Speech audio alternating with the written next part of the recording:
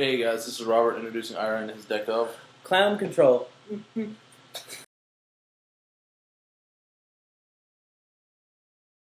Now, of course, with clown control, it's all based around effects such as Dream Clown has. This is a really old idea that is fun to play in the traditional format, but actually quite capable of being standard. In fact, clown control is all about locking up the field so opponents cannot attack, and for you to constantly manipulate the attack and defense position of all your creatures. With Dream Clown here, when he is switched from attack position to defense position, then you will get to destroy one monster on your opponent's side of the field. This effect was then recreated for another monster later on, known as Blade Rabbit. These two monsters here will continuously make sure your opponent does not have a monster to get in your way.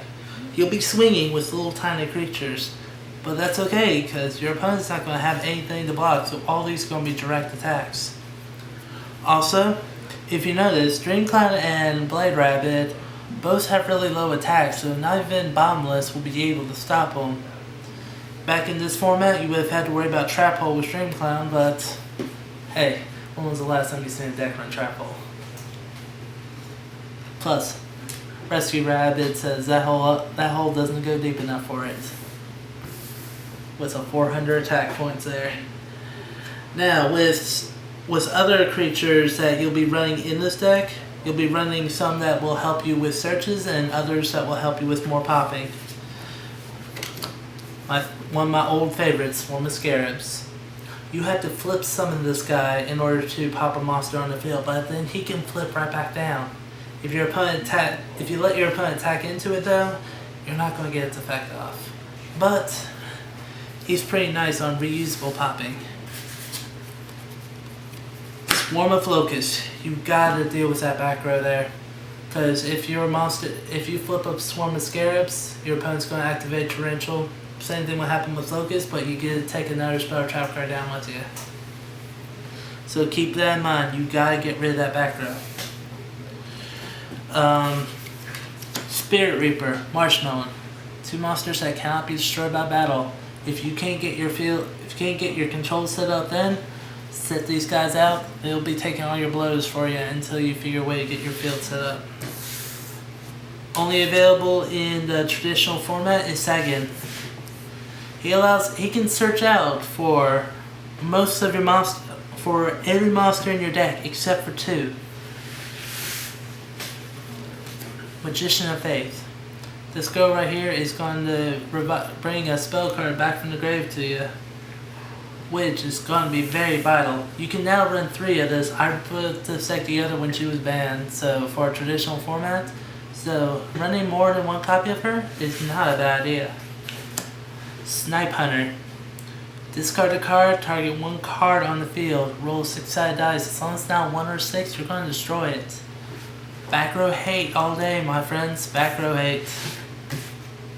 And then finally, your last monster is Giant Rat. People underestimate how viable Giant Rat can be. He gets destroyed, you get to special summon an Earth monster with 1500 or less attack from your deck. Notice most of the creatures are lights or darks except for your 2 main guys here, Dream Clown and Blade Rabbit.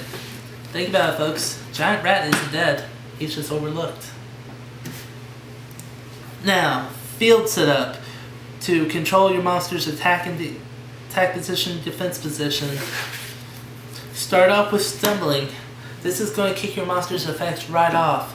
You normal summon your monster, it switches from attack to defense, popping. This also affects your opponent too. This will slow them down. And this is going to be very important to slow your opponent down here. You summon up a monster, you switch it to defense, that buys you 1 turn. Labyrinth and Nightmare. This concludes your combination here. Every time during the end phase, you will change the battle position of every creature on your side on the field on whoever's turn it is. So when you get ready to pass to your opponent and you have one Labyrinth Nightmare out, make sure Dream Clown switch to attack mode, because as soon as you're in your phase, he'll switch to defense, popping your opponent's monster. Labyrinth and Nightmares having multiple out will actually cause a chain reaction to do it multiple times. So, Dream Clown's out, you switch it to attack. In phase, it'll switch to defense, popping. The next one switches back to attack, and the third one will switch it back to defense to pop the second card. 2 monsters off 1 of the card effect. It's pretty sweet. Some other things to get some control going on here. Level limit area B.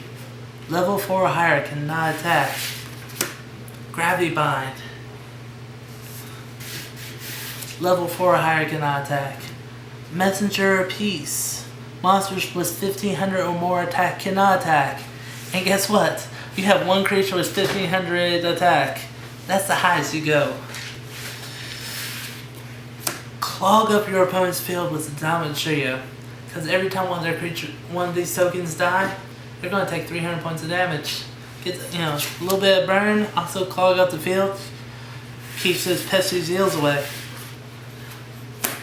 0 gravity. Change the battle position of all your creatures. If you accidentally leave your Dream Clown in an attack position or they destroy your Labyrinth before you can go back to defense, throw up a 0 gravity, switch it to defense, and destroy a card. It's going to be absolutely sweet with this. In case if I didn't make my point clear earlier, run MSTs.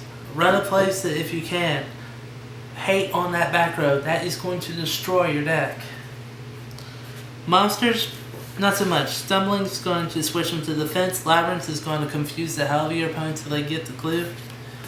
Magic Cylinders, Torrential Tribute. They attack you, throw it back at them. They summon a creature, wipe the field. You got plenty of stuff to replace them with. Also for traditional format only, card destruction. You start running out of cards in your hand that you can use. Replace them. Now, here's an old school staple that people will remember. Wave Motion Cannon. During each of your standby phase, this thing's on the field. Face up, it's going to get a counter on it. For each counter, when you choose to send it to the graveyard, it's going to inflict 1,000 damage to your opponent. You do not have to attack if you don't want to, because this card will be enough to kill your opponent if they're not careful. Now, a couple of options I'm considering about working into the deck, but I am very cautious about is monsters such as Crash Clown here, because he has to be changed from defense to attack, but he bounces a monster. And then there's Swarm of Crows. When you flip summon it, it takes a card from your opponent's hand and sends it right to the graveyard.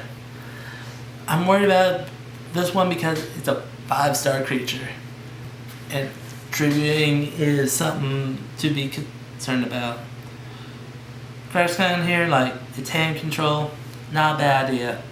I've also heard other ideas such as Chicken Game. That's not a bad idea.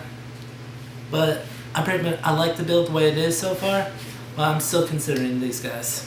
And that's Clown Control.